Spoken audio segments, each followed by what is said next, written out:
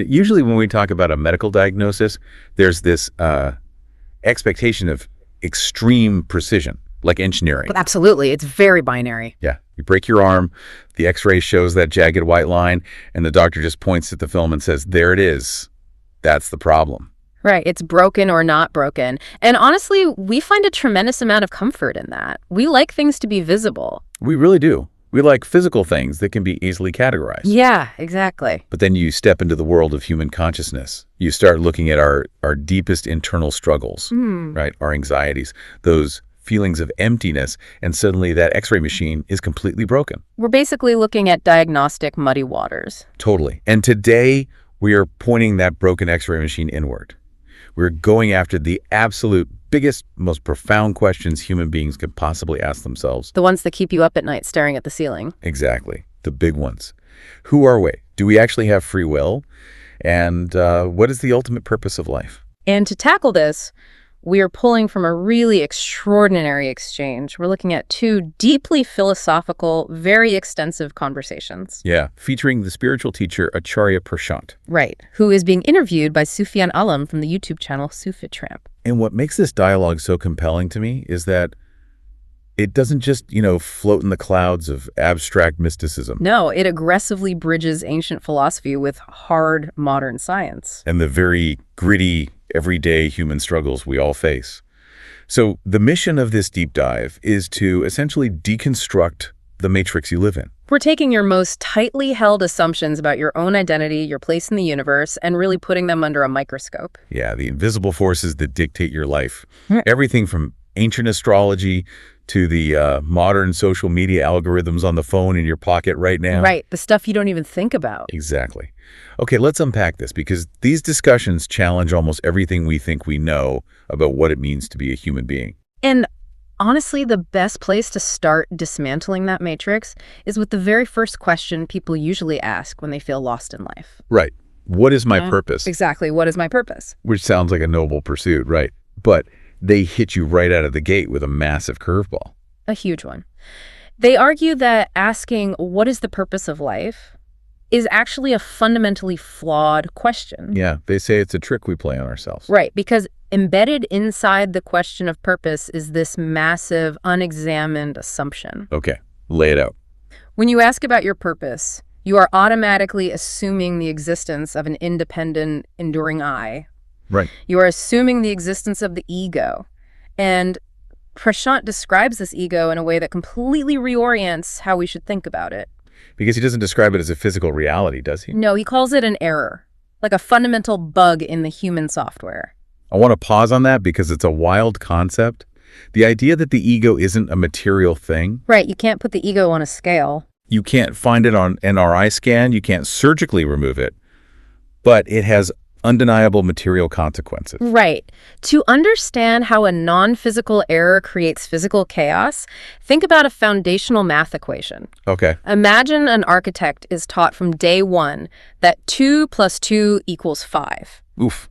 Now, 2 + 2 = 5 is not a physical object. You cannot hold that error in your hand. It's just a conceptual glitch. Right, it's just bad math. But if that architect uses that fundamental mathematical bug to calculate the load-bearing walls and, design the blueprints for a massive steel skyscraper, what happens when they actually build it? Well, the building physically collapses. Exactly. People get hurt. The non-material error creates a totally catastrophic material disaster. Precisely. The human body is material. The brain is material. The environment is material. Yeah. But the ego is this strange, self-referential mathematical glitch in our psyche. It's the 2 + 2 = 5. Right. It insists I am completely separate from all of this, and all of this revolves around me. And because we operate on that glitch, we act in ways that create real physical suffering in the world.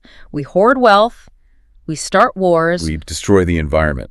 Yeah. All stemming from the 2 + 2 = 5 of the ego. Exactly. But wait, I have to push back here on behalf of you listening because this is the immediate counter-argument my brain went to. Sure, go for it. Isn't having a purpose, like an ego-driven goal, the very thing that gets us out of bed in the morning? That's the common fear, yeah. Right. Without a purpose, without this driving I trying to achieve something, aren't we just wandering aimlessly? I see where you're going. It sounds like we're playing this massive open world video game, desperately trying to complete all these stressful side quests. Getting the promotion, buying the house, finding the perfect partner. Right. And you're telling me our character isn't even supposed to be in the game. We're just a glitch trying to win a game we don't belong in. It's a great analogy. But if we drop the purpose, don't we just turn into vegetables? What's fascinating here is how the philosophy addresses that exact fear of becoming passive. Okay, now. Because the desire for a purpose inherently implies a feeling of deep internal incompleteness. Think about it. If you are desperately seeking a purpose, it means you feel lacking in your present moment. Right. You're not satisfied with right now. Exactly. And because you feel lacking right now, you rely entirely on the future. You become a slave to psychological time. Oh, I see. You tell yourself, I am empty now, but I will be complete when I get that promotion. I will be happy when I find the partner. You're just constantly chasing the horizon, and the horizon, by definition, just keeps moving. Exactly. The ego survives entirely on that psychological future. It needs the horizon. Wow. But here is the counterintuitive reality they propose. True creativity, true effortless action does not come from that anxiety of feeling incomplete. Really? Yeah, it doesn't come from the frantic, ego-driven consumption that we usually label as ambition. True creativity actually comes from nothingness. Nothing. It comes from the complete absence of that anxious ego.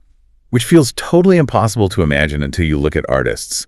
They bring up this brilliant analogy about an actor in the theater. Oh, the theater analogy is perfect. Yeah, think about an actor standing backstage before the curtain goes up. Their ego is flaring up. They're sweating, they're anxious, they're wondering, how will the critics review my performance?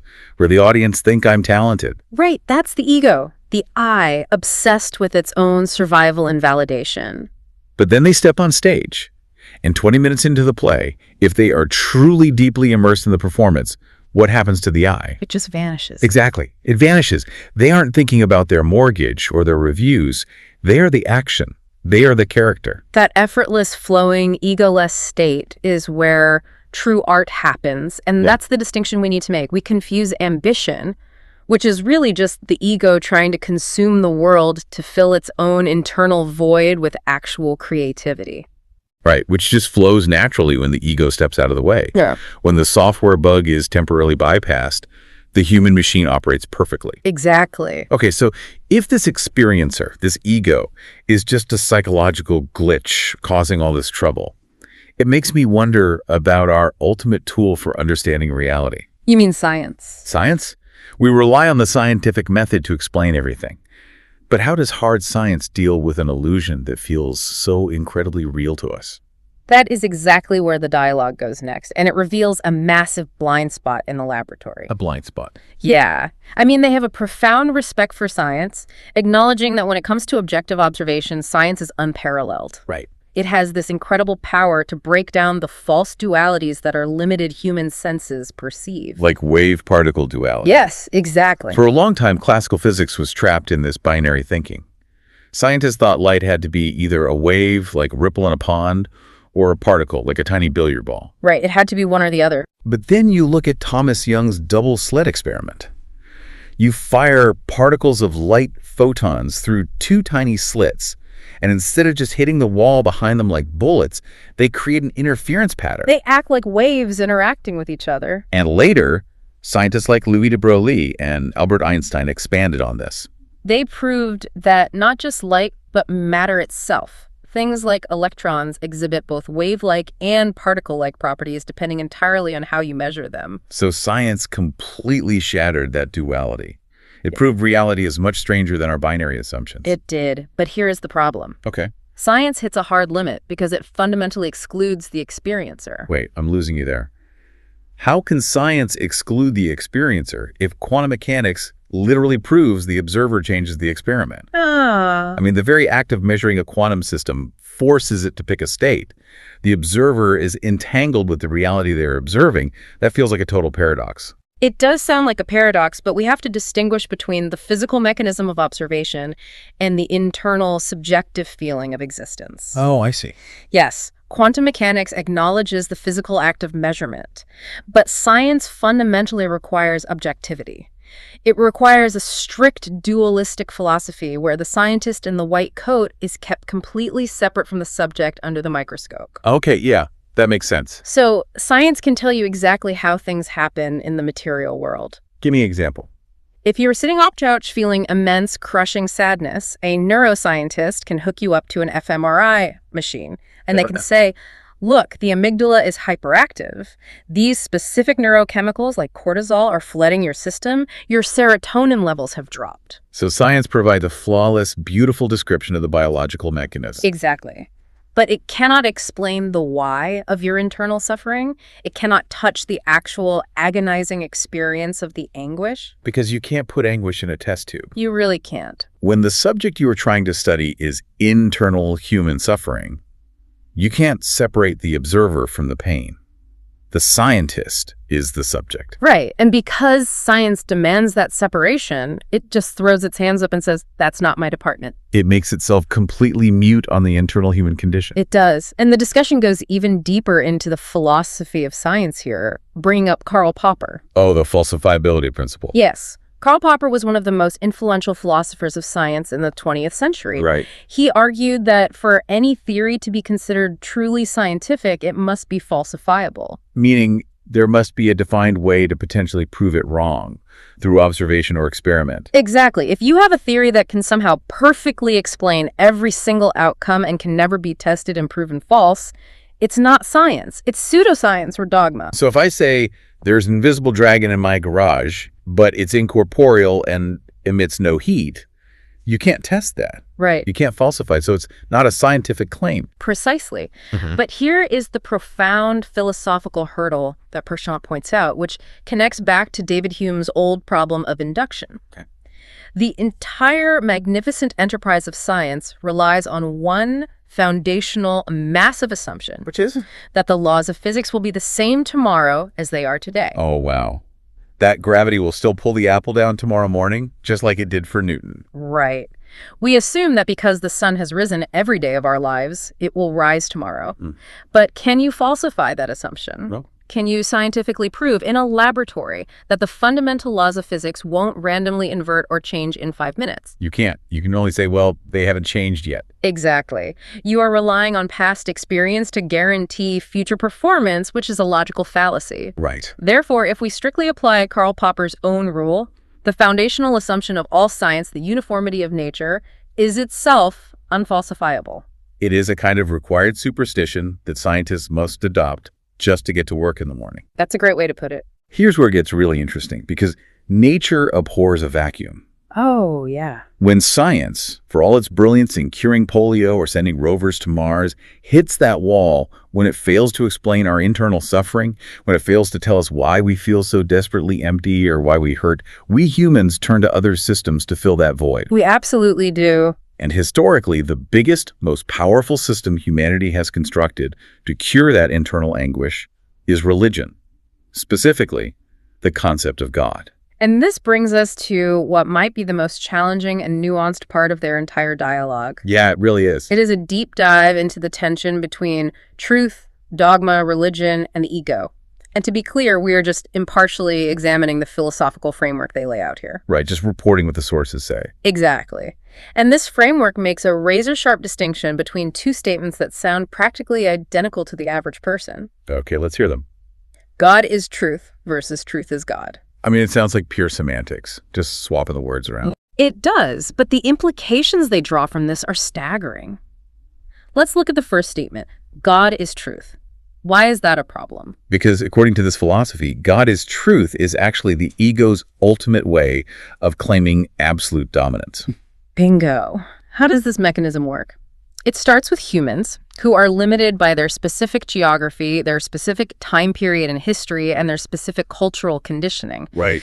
These humans construct a concept of God. They create a story, my God, my tradition, my holy book. It's a localized interpretation of the divine. Yes. But then the human ego takes that localized, man-made story and forcefully slaps the label of absolute truth onto it. It says, the story my ancestors invented is the fundamental reality of the universe. So when someone says God is truth, what they're really saying under the surface is, my specific version of God is the only truth, and therefore my ego is right and your ego is wrong. Exactly. And this, they argue, is the root of endless, bloody historical conflict. Because different cultures, isolated by oceans and mountains, inevitably invent different conflicting stories. Exactly. And the dialogue points out a glaring example of this, even within the continuity of a single broader tradition. Like what? Look at the biblical texts. The Old Testament God is frequently depicted as a fierce, dominating, tribal, and often unforgiving deity who commands armies. Right. Smite the enemies, flood the earth. Right. But then you turn to the New Testament and you see a concept of the divine that shifts radically. Yeah, it becomes about forgiveness, turning the other cheek. And deep non-duality, like when Jesus says, I and the Father are one. If one overarching religious text can contain such drastically divergent views of what God is, it heavily implies that these are human attempts to conceptualize the incomprehensible. They are stories. The visual they use for this clash of stories is so helpful. Imagine two people standing in a massive field. One person is fiercely gripping a green flag, which represents their specific cultural story of God. The other person is holding a saffron flag, representing their completely different, geographically distinct story. Right. Because these stories are products of the human mind. They have limits. They have boundaries. And when you put boundaries next to each other, they inevitably clash. The green flag will always end up going to war with the saffron flag. Always. Yeah. But truth, actual, absolute, fundamental reality cannot clash with itself. Gravity doesn't go to war with electromagnetism. Reality just is. Which brings us to the profound shift of the second statement. Truth is God. Explain that one. In this philosophical framework, a truly religious person, a true believer, or an ascetic is not someone who blindly follows a dogma. Right. A true believer is simply someone who prioritizes the search for absolute reality above absolutely everything else. They don't start with an answer and work backward. No.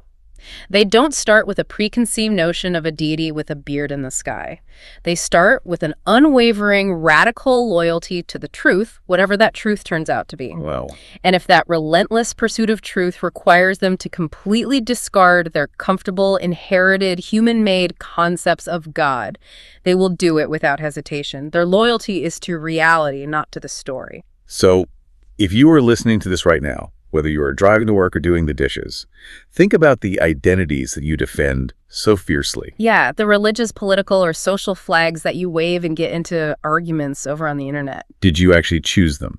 Or were they just handed to you in the cradle? Did you inherit your worldview from your parents, your zip code, the socioeconomic class you were born into, or the algorithm that feeds you articles? It's a really heavy, uncomfortable question.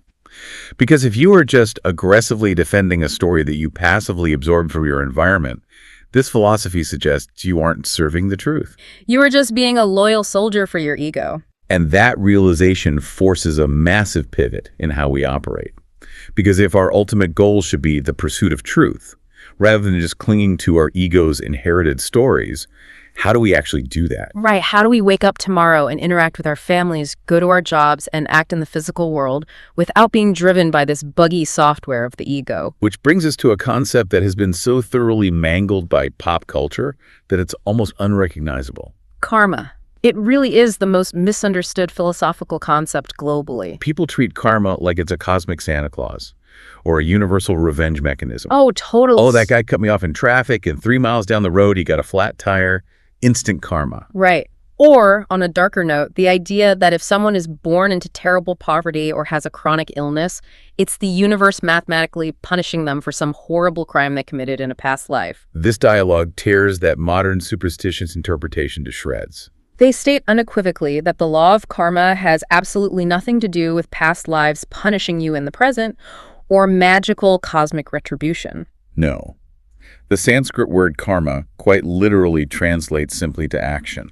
And the profound philosophy of karma is fundamentally about the internal state of the doer of the action, not the external magical consequence of the deed. The demonstration they use to explain this is brilliant. Let's break it down in slow motion. We'll call it the 2 slaps. Okay, I love this one. Imagine someone walks up to you and slaps you across the hand. Let's look at slap number 1. This is the realm of pure physics. Right. One mass of flesh, bone, and muscle accelerates and collides with another mass. Kinetic energy is transferred. A sound wave is generated that ripples through the air. Friction generates a tiny, measurable bit of heat on the surface of the skin. It is pure objective cause and effect. Action and reaction in the material world. Exactly. And if human beings were purely material machines, if we were just complex plants, that is exactly where the event would end. Just a transfer of energy. The hand would recoil. Maybe turn a little red and it'd be over. But humans have that bug in the software. Yeah. We have the ego. Which brings us to slap number 2. Right. A split second after the physical collision of the skin, the person who was hit recoils, their face twists in rage, their heart rate spikes, and they yell, "You hit me! How dare you disrespect me! You are a terrible person, and I am a victim." Yeah. That intense reaction, that deep psychological offense, the lingering resentment that keeps you awake at night plotting revenge, that is the second slap. It's not physics. No. It's the ego frantically injecting itself into a physical event to make it all about me. And this is the core of it. True karma philosophy is entirely about eliminating that second ego-driven reaction. Oh, wow. It's about learning to perform the necessary actions in the physical world, whether that's defending yourself, doing your job, or raising your kids, without the suffocating psychological baggage of the I, who is constantly feeling offended, greedy, validated, or fearful. If we connect this to the bigger picture, they bring in one of the most famous philosophical texts in history to illustrate this, the Bhagavad Gita. Now, the Gita is often viewed purely as a religious text, a holy book, but they reframe it as a profound, practical manual of psychology and philosophy set in the most intense, high-stakes environment imaginable. Yes, the setting is absolutely crucial to understanding the text. It doesn't take place in a peaceful monastery or a quiet forest. No, it takes place on a chaotic battlefield right before a massive, catastrophic civil war. Right. You have the warrior Arjuna sitting in his chariot between the two armies, and he is completely paralyzed. He's having a full-blown panic attack. He is overwhelmed by doubt, fear, and moral anxiety about the impending slaughter of his own relatives on the other side. He is drowning in his ego, his attachments, his concept of I and mine. And his charioteer, Krishna, who represents the divine or absolute truth, isn't offering him magical spells to ensure his arrows hit their target. Not at all. Krishna is systematically, philosophically, trying to get Arjuna to act without being the doer. He is trying to get Arjuna to drop the ego. Okay, so how does that work? The core teaching of the Gita is that the universe is already in motion. The massive forces of cause and effect are already playing out. Your job isn't to control the universe. Your job is to stop resisting it with your internal psychological drama. Wow. If the ego is removed, the necessary righteous action will just flow out of you naturally without the paralyzing anxiety. But they highlight a really harsh reality here, something the ego absolutely hates and fights against. Which is? Acting rightly, doing the necessary action without ego, does not guarantee worldly success. Oh, yeah. That's a tough pill to swallow. There is no cosmic payout waiting for you at the end of the day just because you did the right thing. The historical extrapolation they provide here is stark, and it shatters the fairy tale version of spirituality. Yeah, they point out that historically, the people who fight for the right cause, who act without ego, very often lose, and they often die terribly. Right. They cite the Battle of Karbala, where the prophet's grandson, standing against tyranny, was surrounded, starved of water, and massacred along with his family. They mention Abhimanyu from the Mahabharata epic, a righteous, incredibly brave young warrior who was trapped in a battlefield formation and brutally, unfairly killed by multiple older warriors. They even point out a terrifying modern example. In 1941, Adolf Hitler was terrifyingly close to winning the Second World War. Right. If the metric of right action is worldly victory, then history is deeply confusing. Exactly. Worldly victory is entirely dependent on material forces. Right. Who has more troops, who has better supply lines, who gets lucky with the weather. It is not a metric of spiritual rightness. So what's the point? I mean, I can hear the listener asking this. Right. If you can do everything right, drop your ego, act with pure intentions, and still get utterly destroyed by the world, why bother? Why do the right thing? The profound answer they give is that the reward of right action isn't victory. The reward is freedom from the anxiety of the outcome. Freedom from anxiety. You fight the battle because the battle simply needs to be fought.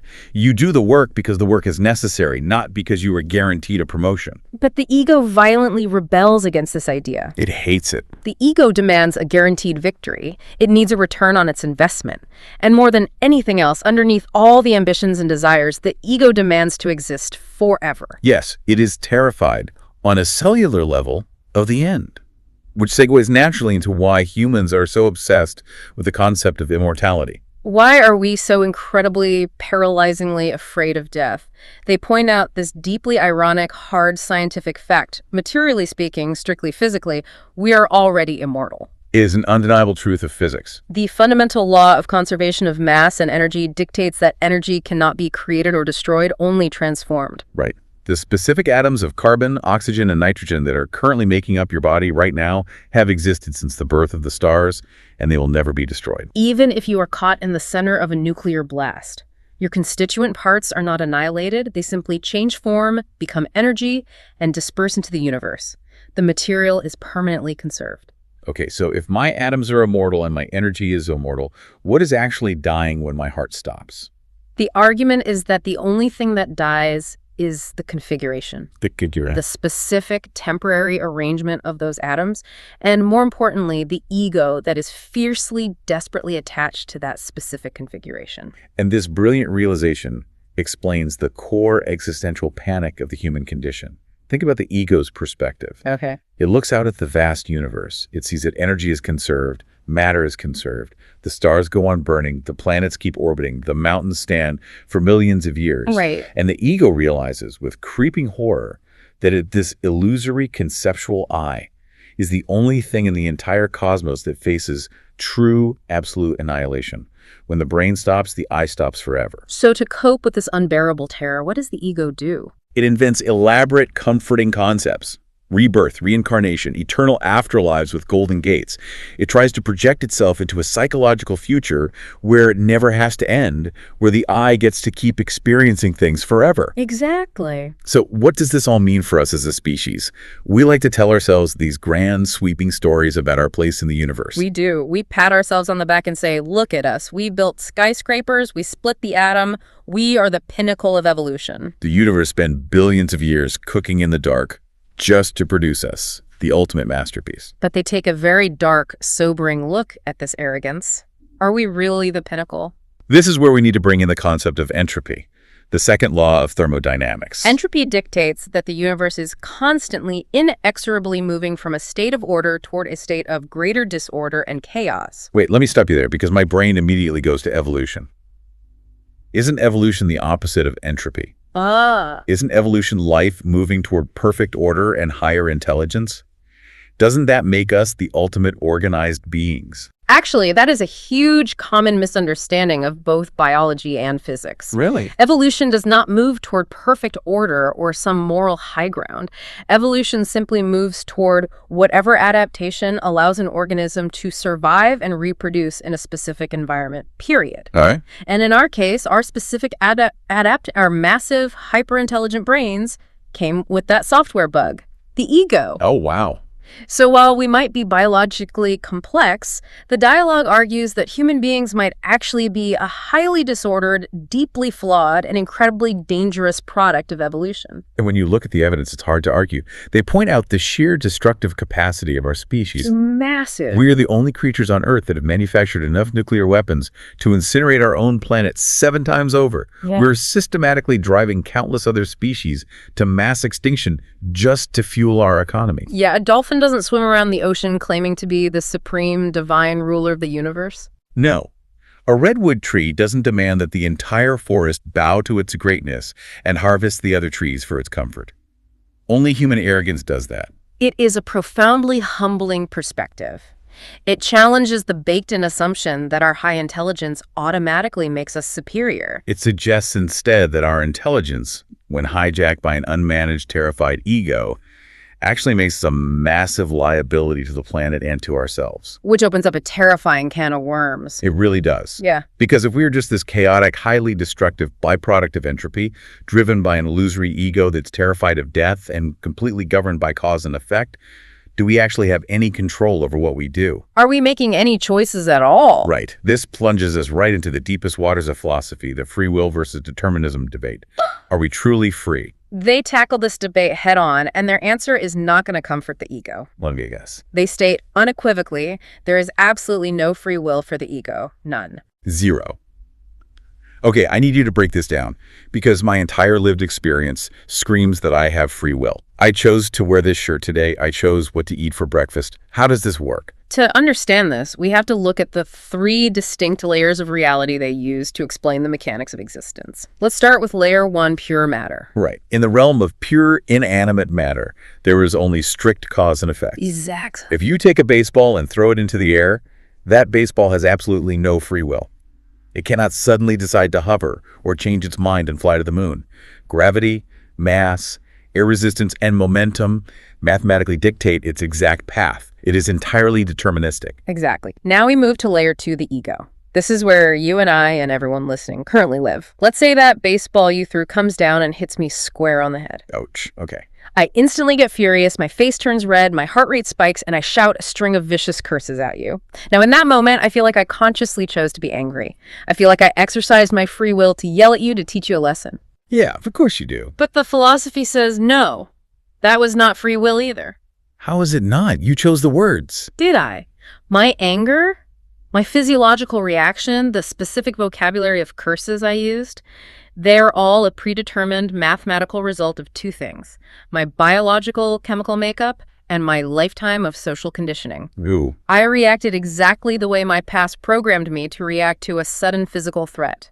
My brain processed the stimulus, accessed its database of past experiences, and executed the anger program. So the ego is just a highly complex organic machine reacting to inputs. Exactly. Therefore, the ego has no free will. It is just playing out its code. Okay, so where does that leave us? Are we just meat robots playing out a script? Is there any hope? This brings us to layer 3, where the ultimate twist happens. They argue that true liberation, actual genuine free will, does exist. But it only exists for the person who has completely annihilated their ego. It is a stunning paradox. Free will exists, but to attain it, you have to destroy the you that desperately wants it.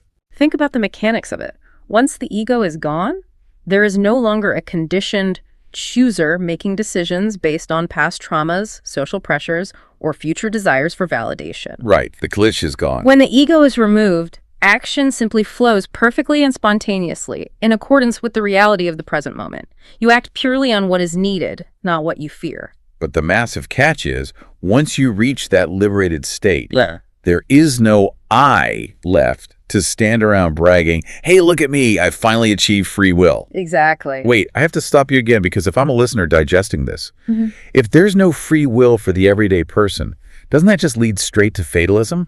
That's the trap. If everything I do today is just my biological and social conditioning playing out like a clockwork machine, why shouldn't I just lay on the couch all day, eat junk food, and say, well, I'm a victim of fate, the universe is deterministic, there's no point in trying to improve? It's the most common trap people fall into when discussing determinism, and the dialogue is very careful to clarify this nuance.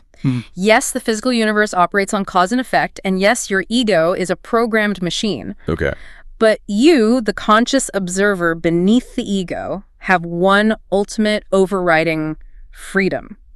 You have the freedom to drop the illusion. You have the freedom to stop actively participating in the lie of the ego. The prisoner analogy they use here is perfect for conceptualizing this. Oh, sure, that one. Imagine a man is convicted of a terrible violent crime and is sentenced to 100 years in a brutal maximum security prison.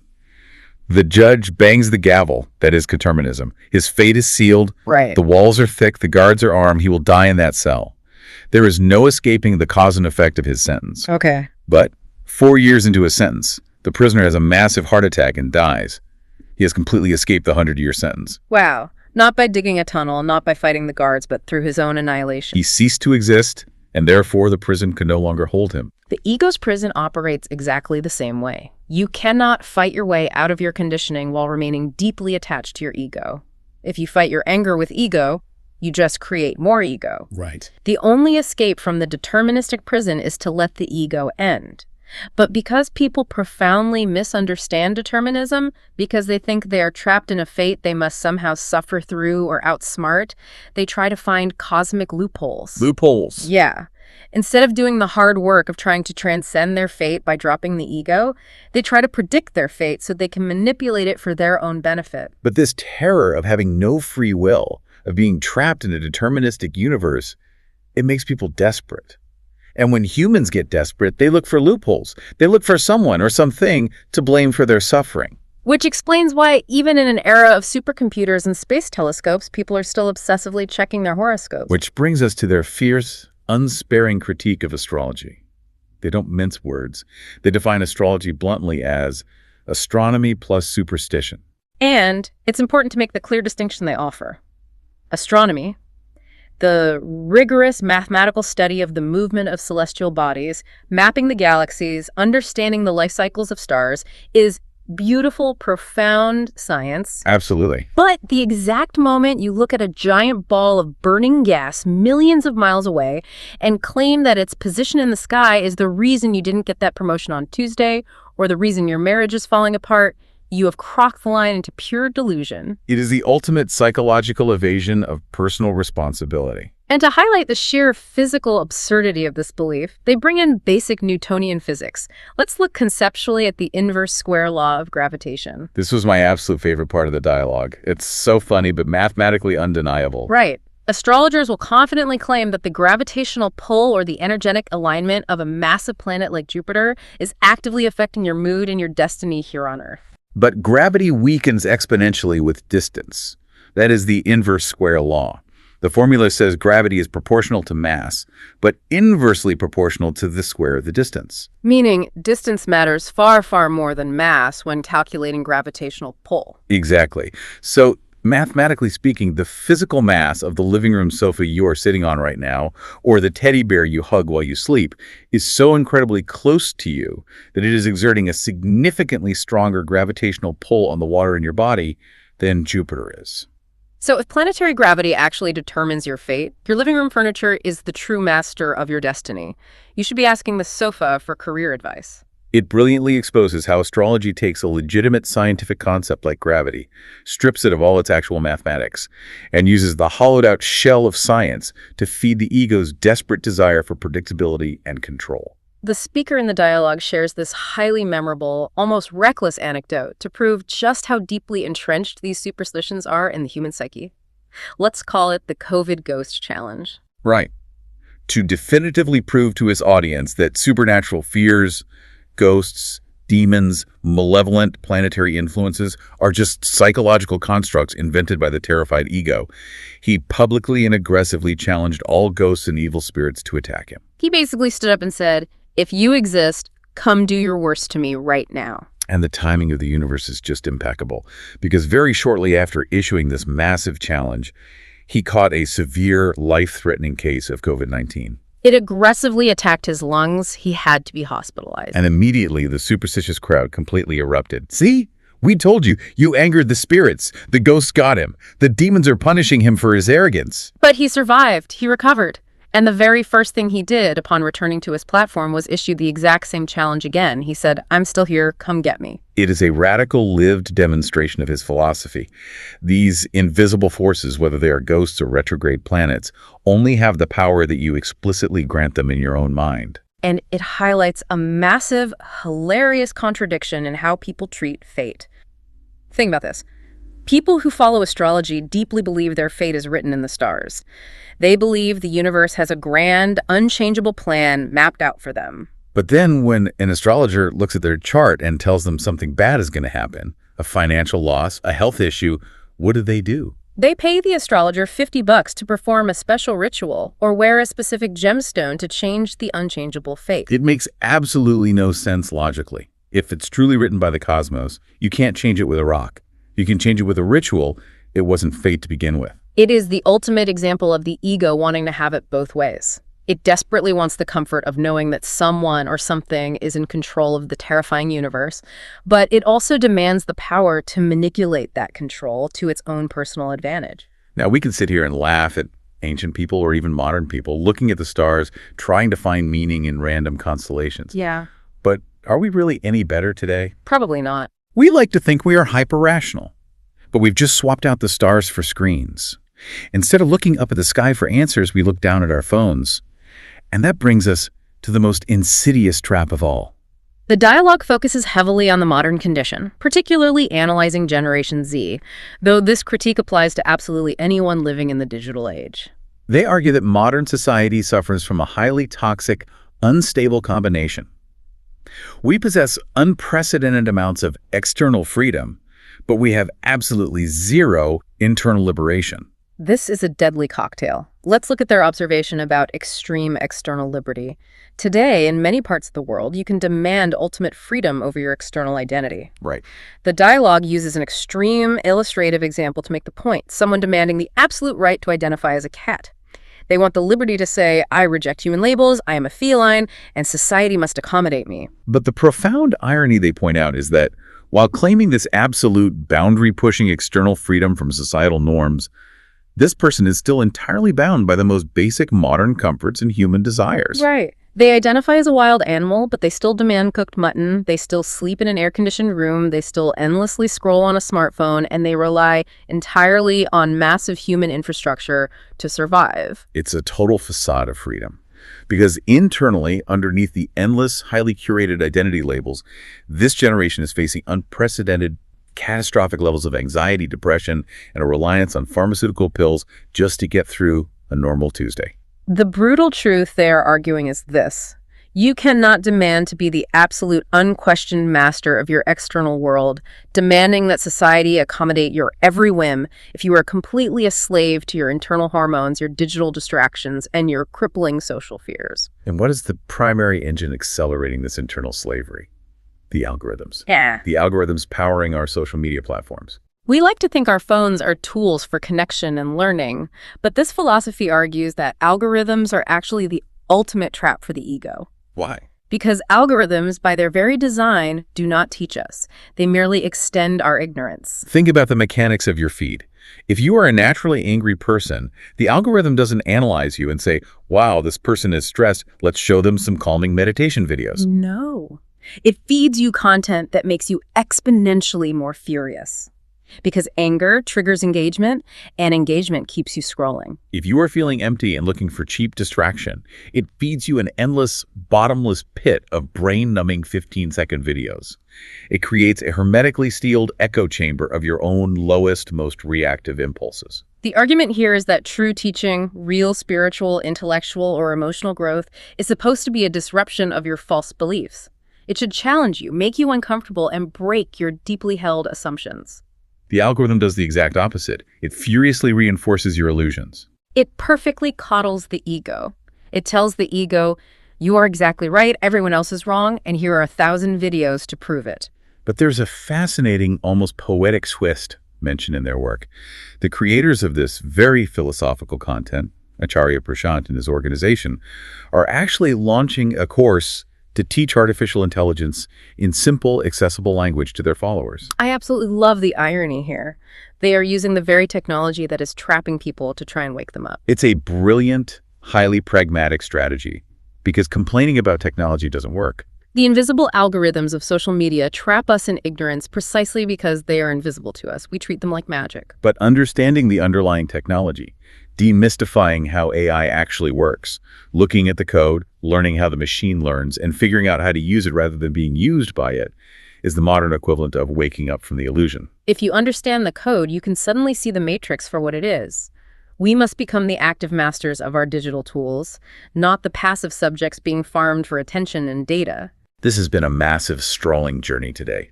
We need to pull all these threads together.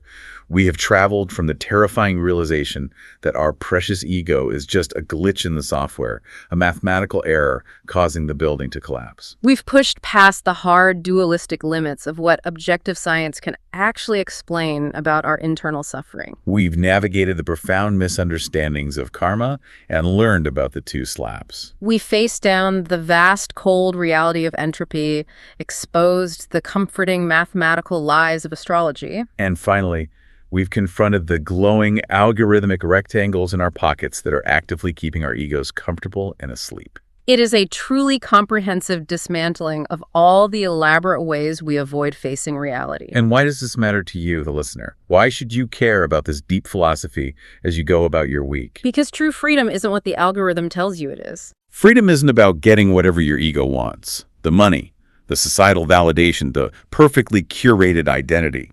True freedom is about no longer being a terrified slave to the you that constantly, endlessly wants those things. It's about recognizing the glitch in real time. Exactly. So the next time you are sitting in heavy traffic and someone cuts you off, or your boss sends you a passive-aggressive email at 4:59 p.m., and you feel that hot, rising flash of offense in your chest, remember the second slap. Remember that the physical event, the car moving, the pixels on the screen is just atoms moving in the deterministic universe. The suffering, the anger, the intense feeling of being wronged.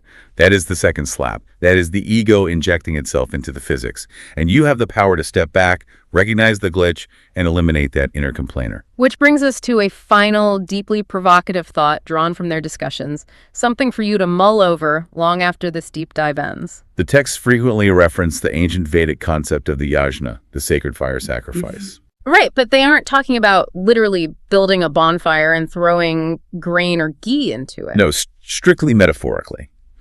In this philosophy, fire represents the ultimate purifier because it aggressively destroys everything that is merely material, everything that is temporary and false. The challenge they present is this.